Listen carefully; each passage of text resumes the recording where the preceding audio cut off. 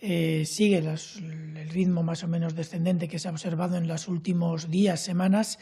Hoy se notifican más casos que ayer. Recordamos que los casos de ayer se referían a un fin de semana largo que siempre tiene una notificación un poco más retrasada que entre semana, pero corresponden a la misma tendencia que estamos observando. Son 867 nuevos casos, que suponen un incremento del 40% respecto a lo que se observó ayer. El número de muertos sube un poquito, son 185, pero también mantiene las mismas tendencias observadas en los últimos días, con un claro descenso semana a semana que se ha agudizado durante estos últimos 7 u 8 días, pasando desde 500 a 400 cada semana que pasaba, y estas últimas semanas, en lugar de pasar a los 300, nos hemos estabilizado claramente por debajo de los 200, lo cual es una buena noticia dentro de lo que siempre representa hablar de fallecidos. Los ingresos en UCI y los ingresos hospitalarios mantienen también las mismas tendencias que hemos observado. Yo creo que ya no tenemos muchas dudas en las tendencias y, por lo tanto, no tiene mayor discusión si los datos suben o bajan un poco. Puede haber otros aspectos que podamos valorar.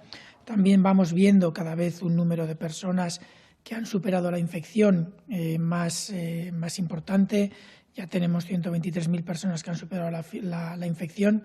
En esa cifra se incluyen tanto los enfermos que se han recuperado como aquellos a los que se les ha detectado una prueba de defensas, de anticuerpos contra el virus, y que, por lo tanto, en algún momento estaban infectados, aunque no se haya podido identificar el momento en el que tuvieron la enfermedad, si es que la llegaron a tener.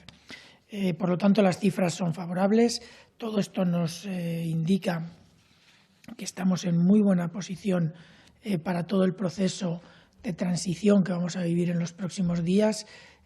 Nos da confianza en que va a haber cada vez más territorios que van a poder ir superando estas fases, pero, como decimos, siempre tenemos que ser muy cuidadosos, porque ahora lo que tenemos que asegurarnos es de que no hay esos temidos rebrotes que puedan poner a nuestro sistema sanitario de nuevo en una situación crítica.